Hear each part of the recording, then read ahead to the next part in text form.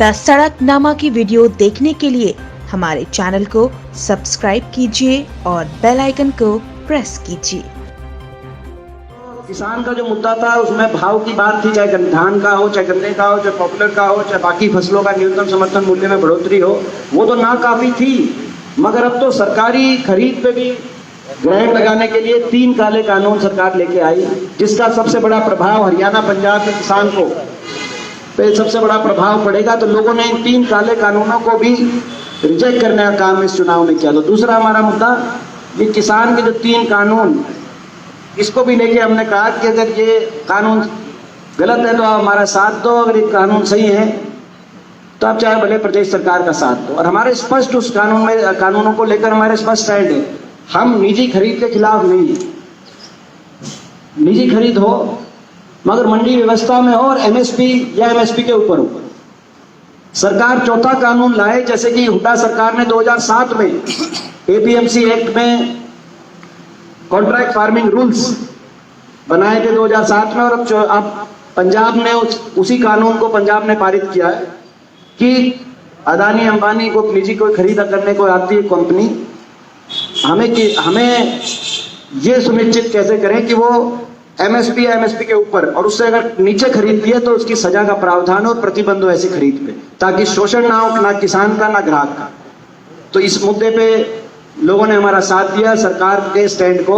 जो सरकार कह रही है, अभी भी सरकार कह रही है, ऐसी हमने प्रजातंत्र में ऐसी असंवेदनशीलता नहीं देखी कि जनादेश का इतना उपहास उड़ाते किसी को नहीं देखा। अभी भी कह रही है सरकार की हमारे कानून ठीक है, कृषि कानून लोगों ने रिजेक्ट किया। मैं आप लोग के माध्यम से बताना चाहता हूँ।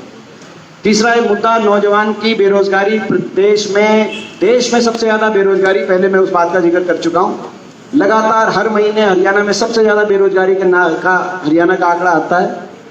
और बेरोजगारी दूर करने की बात तो दूर की बात है, ना तो निवेश हो रहा निजी क्षेत्र में और सरकारी क्षेत्र में छटनियां जारी है। तो पीटीआई हटाई जा रहे हैं, अभी ड्राइंग टीचर को हटाने का फैसला ले लिया गया है। तो ये आपके सामने है। तो तीसरा ही मुद्दा नौजवान की देश में रिकॉर्ड बेरोजगारी का। चौथा कानून व्यवस्था का मुद्दा हम लोगों के बीच में लेके गए, जो अपराध दर में देश में नंबर 1 हरियाणा पहुंचा है। 5वां, गरीब आदमी के लिए जो जन कल्याणकारी नीतियां हमारे समय चल रही थी, उन नीतियों को बंद करने का काम सरकार ने किया। हमें छत्तीस बिरादरी का साथ मिला। गरीब आदमी ने, छत्तीस बिरादरी में गरीब परिवारों ने हमारा बहुत साथ दिया इस चुनाव में। उसका कई कारण ये रहा कि बहुत सी योजनाओं को, नीतियों को सरकार ने बंद कर दिया। इंदिरा आवास योजना, मकान की योजना बंद कर दी सरकार ने। मनरेगा की योजना की स्कीम आदि कर दी सरकार ने। दाल रोटी की स्कीम तो पहले बंद हो चुकी थी। 100-100 गज के प्लॉट की स्कीम और जो कॉलोनीज बनती थी गांव में 100-100 गज के प्लॉट के आधार पर, वो स्कीम खत्म कर दी सरकार ने। टंकी टूटी की योजना बंद करके लोगों के हाथों में बिल थमा दिए पानी के सरकार ने। तो हमें जो है ये 5वां हमारा मुद्दा था। छठा और महत्वपूर्ण मुद्दा, एक मुद्दा, छठा जो मुद्दा रहा वो जेजेपी ने जो सरकार को समर्थन देने का फैसला किया था, जमुना पार नारा देकर अपने आप को कुर्सी का यार साबित किया था, अपने मतदाता के विश्वास को तोड़ने का काम किया था, विश्वासघात कर पीठ में छुरा घोंपने का काम स्वयं के मतदाता से किया था, जो कि इससे बड़ी राजनीतिक अनैतिकता का उदाहरण शायद ही देश में कोई देखने को मिले।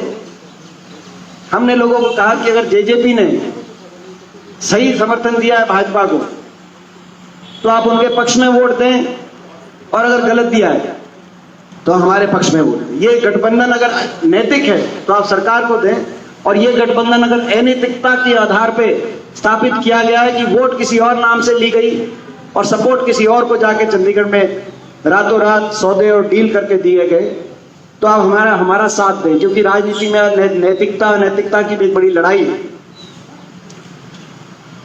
क्योंकि लोगों के साथ इस तरह से विश्वासघात किया जाएगा तो फिर क्या लोकतंत्र रहेगा। कल को कोई भी किसी नाम से वोट लेके किसी और को सपोर्ट कर सकता है। तो लोगों ने पूरी तरीके से जेजेपी के स्टैंड को नकारते हुए बड़ी चोट, वोट की चोट, इस फैसले को नकारते हुए वोट की चोट लोगों ने दी। तो अब स्पष्ट है, ये हमारे जो मैंने कहा ये 6-7 मुख्य मुद्दे थे जिन मुद्दों को लेकर हम लोगों के बीच में गए, और लोगों ने इन मुद्दों पर हमारा साथ दिया, और लोगों का हम बहुत बहुत धन्यवाद करते हैं कि ऐसे समय में जब 4 साल सरकार के बचे हों, हाँ जब वो अभी निकालूंगा, 4 साल सरकार के बचे हों और सरकार ने अपने सारे घोड़े खोलने का काम किया हो, आपके सामने लोकतंत्र को ठेस पहुंचाने में रिकॉर्ड बनाया गया, उसमें भी ये बीजेपी गठबंधन सरकार देश में नंबर 1 पे आई। इस चुनाव में हर तरीके का लोकतंत्र को ठेस पहुंचाया गया। हमारा मुकाबला भाजपा पार्टी और जेजेपी पार्टी से नहीं था, केवल इनसे तो थी हमारा था ही हमारा मुकाबला, मगर हमारा मुकाबला एक बड़े गठबंधन के साथ था, जिसमें BJP party, JJP party, cylinder party, शराब पार्टी, सिलेंडर पार्टी के शराब पार्टी के, पैसा पार्टी, सूट बांटे गए लोगों को, चीनी के कट्टे पार्टी, चीनी के कट्टे बांटे गए, घी की पीपी पार्टी। हमारा एक बहुत बड़े गठबंधन के साथ मुकाबला था, और सरकारी कर्मचारियों को इस प्रकार से इस चुनाव में डरा धमकाकर पोस्टिंग के लिए उनकी हर तरह के जो है दबाव देके, और सरपंचों के फोन भी टैप हुए, ऐसा कभी नहीं देखा गया हमने। 6 महीने क्योंकि लंबा चला, कोरोना की वजह से उपचुनाव इतना लंबा चलता नहीं, तो ये 6-7 महीने थे जो सरपंचों के टेलीफोन भी टैप हो रहे थे, जिन पे दबाव भी दिया गया, प्रलोभन भी दिए गए। तो हर तरीके से सरकार ने अपने सारे प्रयोग किए, बेखौफ प्रयोग किए, मगर जो है फिर भी लोगों का साथ मिला। तो ऐसे में हम लोगों का बहुत धन्यवाद करते हैं, और इसके आने वाले समय में इस चुनाव का हरियाणा की राजनीति पे बड़ा प्रभाव रहेगा, ऐसा हमारा मानना है। हमारा ये मानना है, ये तो हमारे मुद्दे हो गए, सारे चुनाव का नतीजा हो गया। आने वाले समय के लिए मैं थोड़ी 2 मिनट आपने कि क्या प्रभाव रहेगा, फिर आप लोग अपने प्रश्न पूछ सकते हैं। आने वाले समय में जिस दिन ये बड़ौदा की गिनती समाप्त हुई थी, हमारा मानना है उसी दिन इस गठबंधन सरकार की उल्टी गिनती शुरू हो गई।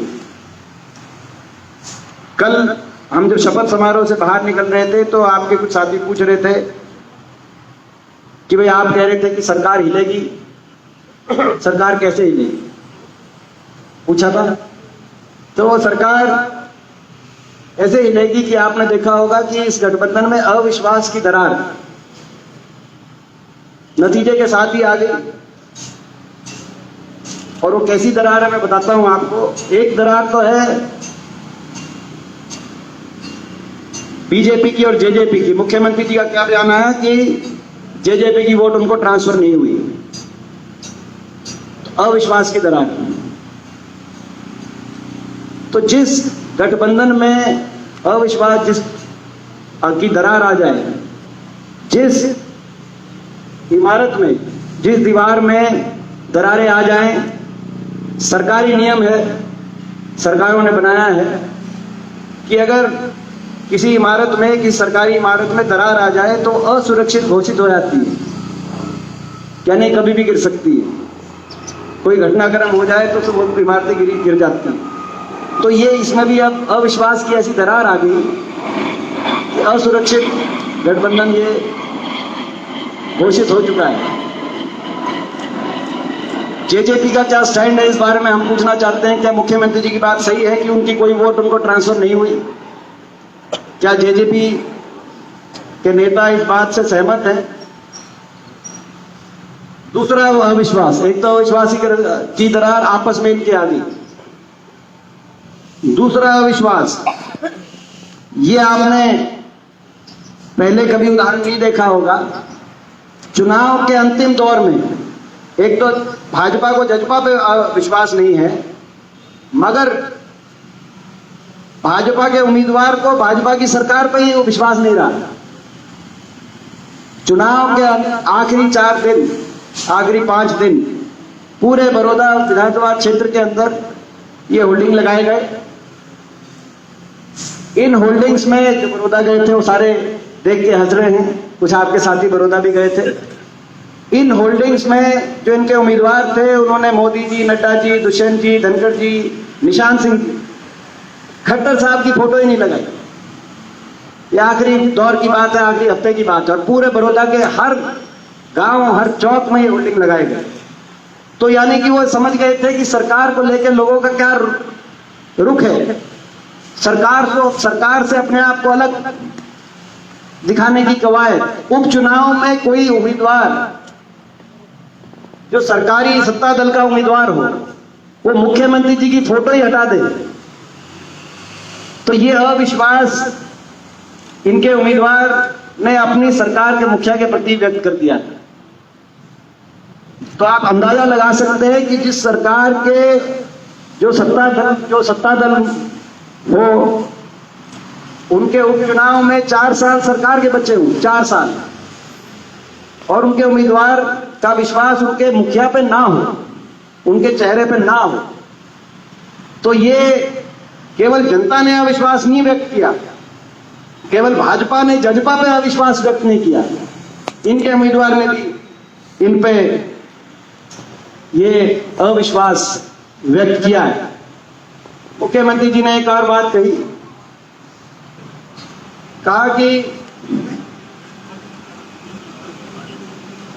और इसके अलावा ये इन्होंने किया, खैर वो मेरा कहना शायद सही नहीं है, मगर इनके परिजनों ने भी बीच में बाइट्स आई जिसमें कहा कि आप पार्टी ना देखिए, आप उम्मीदवार को देखने का काम करिए। तो आप समझ सकते हैं कि वो पार्टी ना देखने की बात क्यों कह रहे होंगे, लोगों में क्या रिस्पांस मिल रहा होगा इस सरकार की कार्यशैली को लेकर। तो लोगों ने कहीं ना कहीं सरकार की कार्यशैली को नकारा, जजपा के फैसले को नकारा, जो उन्होंने भाजपा को समर्थन देने का जो फैसला किया, और एक तरीके से लोगों ने राइट टू रिकॉल का प्रयोग किया।